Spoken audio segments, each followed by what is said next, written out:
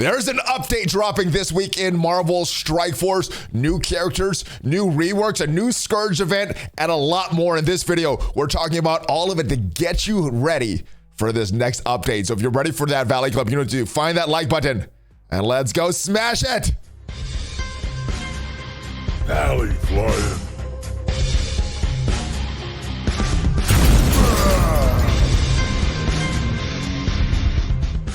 Hello, Valley Club. Welcome back to the ValleyFlyin channel. I am ValleyFlyin. I hope you had a great weekend, and I hope you're ready for this next update dropping in Marvel Strike Force. Bring about a bunch of new characters, bring us a new Scourge event for death, and a bunch more. We're talking about all of it in this video. Now, if this is your first time here, hit that subscribe button for more great Marvel Strike Force, Marvel Snap, Marvel gaming content, at least 5 Marvel gaming videos per week on this channel. If you've already subscribed, thank you. And welcome back to the channel. We're talking all about this next update coming in Marvel Strike Force. So let's start with it. So the big thing, first thing coming up is a new month-long event. This is the Festival of Frost event. And like previous events, they have 4 main milestone events, 4 quick rumble blitzes, and 2 alliance milestones. There's 10 events, and hopefully this will be free-to-play friendly. They did give us the last pieces of the Black Panther 1 million BC event this past weekend because it doesn't seem like those all of that was calculated correctly, but they did make us whole. Free-to-play was able to complete it. Hopefully we were able to do it on this one. The event starting this week, tomorrow, is the Abominable Beast event. We're going to talk about that. We also have on December 13th, a Herald of Death event, December 20th, Progeny of Apocalypse, and a December 28th, a gift wrap gala. We also have these quick rumble blitzes featuring Skill Military, Bionic Avengers, the no trait restriction on the blitz before Christmas, and a New Year's party, the limited time party animal trait. And I think that is a returning trait from last year. And we, of course, we have these quick rumble blitzes. So save your ISO 8 energy. December 10th, we're going to need to use it. December 23rd, we're going to need to use it.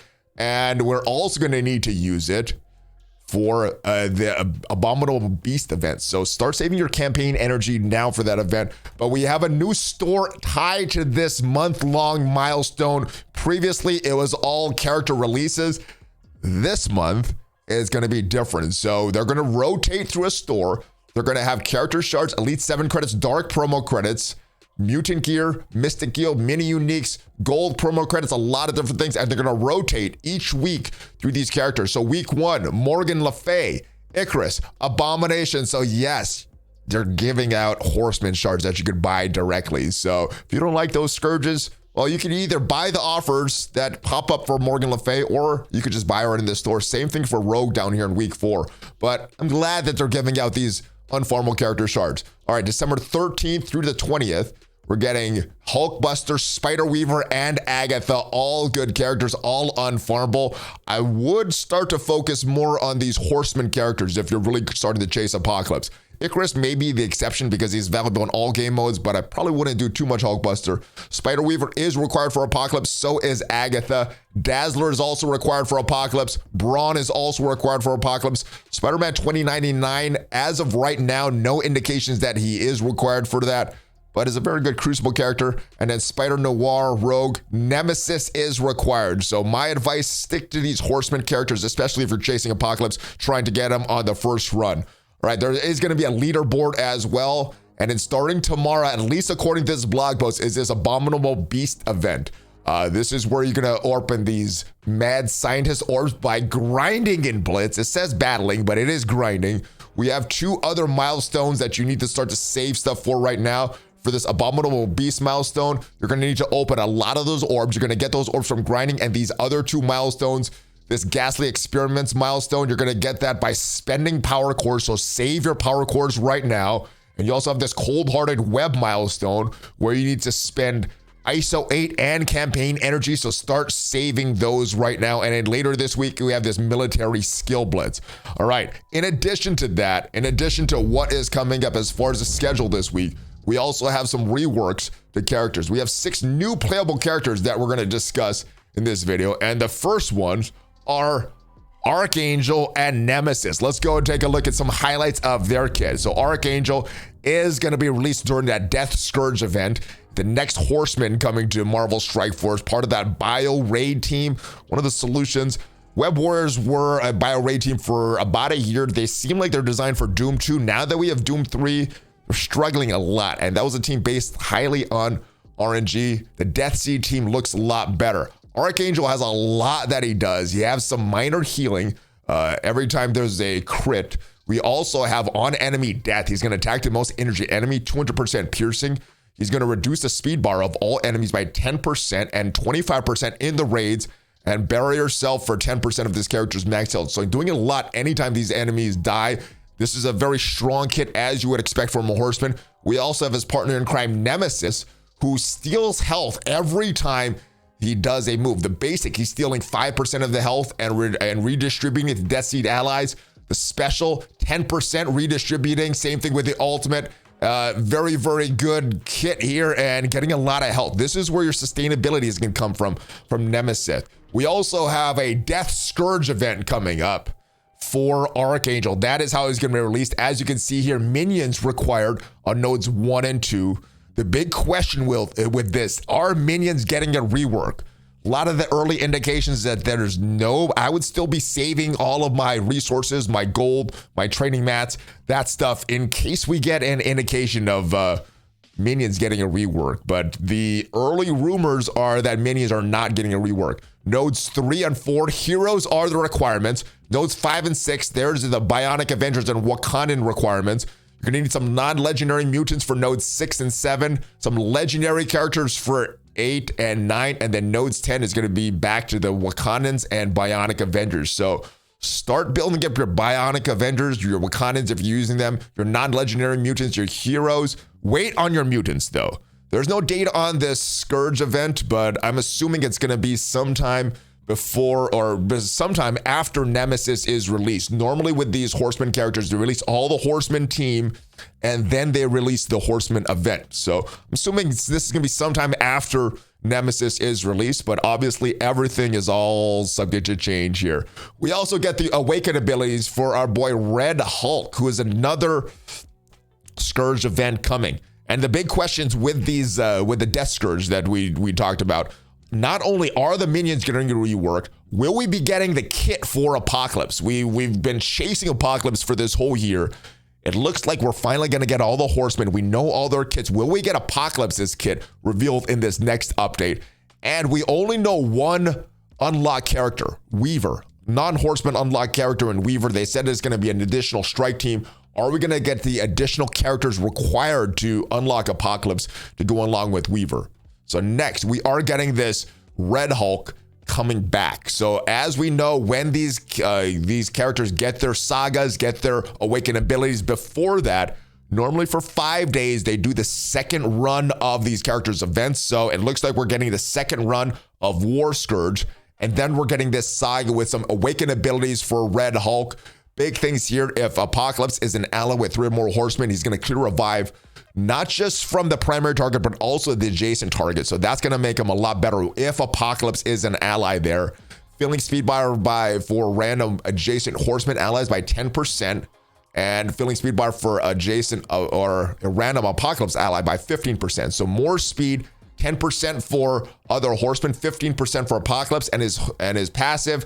At the end of this character's turn, if Apocalypse is an ally, gaining a charge up to a maximum of 5. So also gaining, just on every turn, gaining more charges to get him his battlefield effects a lot earlier, and more focus for Horsemen allies and himself as well, and Apocalypse. All that stuff there. So that is what's happening to Red Hulk.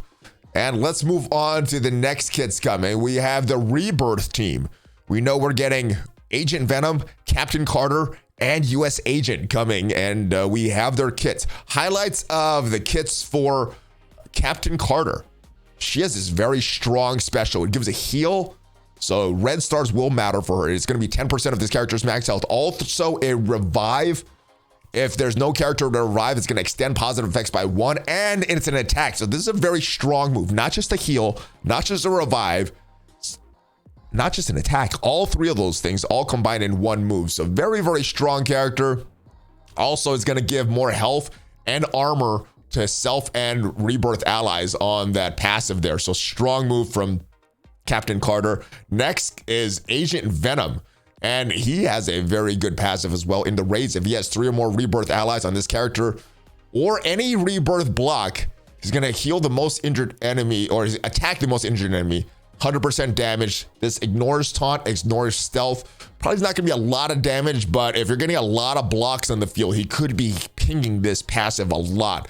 And let's move on to US Agent. Highlights of his kit. Well, he's got an ability block. He's got a stun with a slow, so that is all good. But the big thing here, in the raids, this character has 3 more rebirth allies on self or rebirth ally block. So not just his block. Anytime any of these rebirth allies block, he's going to fill the speed bar by self and rebirth allies by 5%. So that is good for their speed. That is good for their turn meter. All right. We also have some reworks coming to Captain America, getting some base stat increases and changing some of his moves to make him a little more effective with this full rebirth team.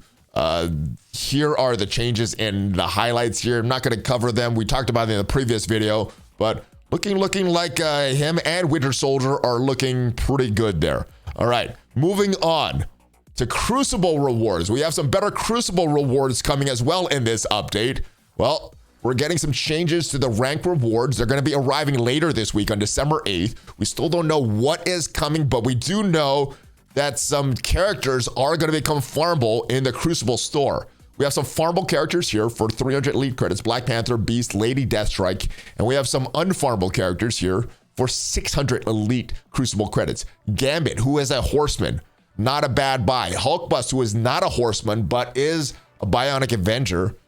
Probably wouldn't buy Hulkbuster with my credits, but it wouldn't be the worst thing if you're struggling in the tech section of the Doom raids. And Abomination, who is also another horseman. So my choices would be Gambit, Abomination, but there's also some debate on whether you should even buy any of these or use all of your Crucible credits for your gear there. So let me know what you're going to do. I think I'm going to get some Gambit shards, get some Abomination shards, get them to whatever the next star level is, and then start working on all the gear. Remember, to get Apocalypse, gear tier 16 for all your horsemen and unlock characters. Like I said, we only know Weaver at this point, and ISO 8 blue level Forge. So you don't need to get that gear 17 to unlock Apocalypse. You do need it for that big Apocalypse, but you don't need to take them all the way to 17, all these horseman characters, to unlock Apocalypse. All right, getting a new strike pass, and then Nico Minoru is also becoming farmable, heading to the raid store. This is going to happen on December 7th, so not tomorrow, the day after tomorrow.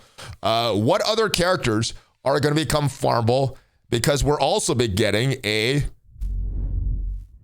additional hard difficulty chapters. So we know we have heroes and villains right now.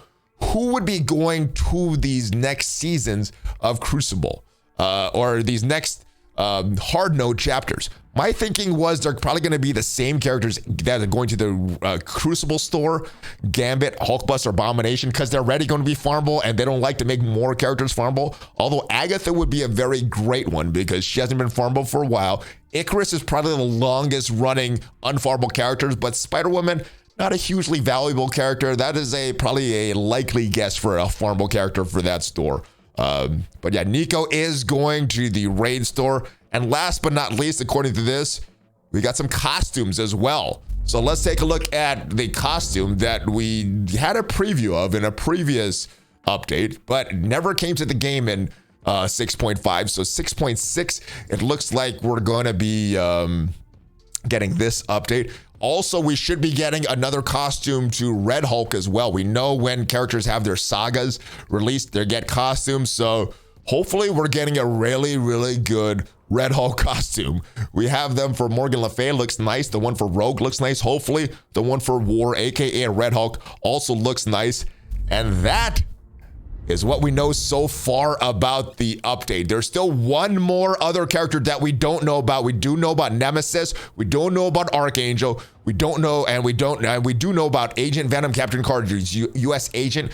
We don't have confirmed on that last character. So who do you think that last character is going to be coming to Marvel Strike Force in update 6.6? Let me know your thoughts, guys. Let me know your guesses before everything gets released in the patch, probably tomorrow, but could be pushed back to Wednesday, could be pushed back to Thursday. But that is it, guys. Have a great one, If you haven't already, check me out on social media. Check me out on Twitter. Check me out on Instagram. I post there probably the most often. And I'll see you guys next time. Have a great one. Hopefully, I'll see you back on the stream and back later today for the Monday mailbag. Have a great one, guys. Check out some of the sponsors down below. Amazon Coins, BlueStacks, a lot of great stuff. And, of course, the Valley Club, the TeePublic store. All right. I'll see you guys then. Hulk fist bump, ValleyFlyin out. Have a great one, guys.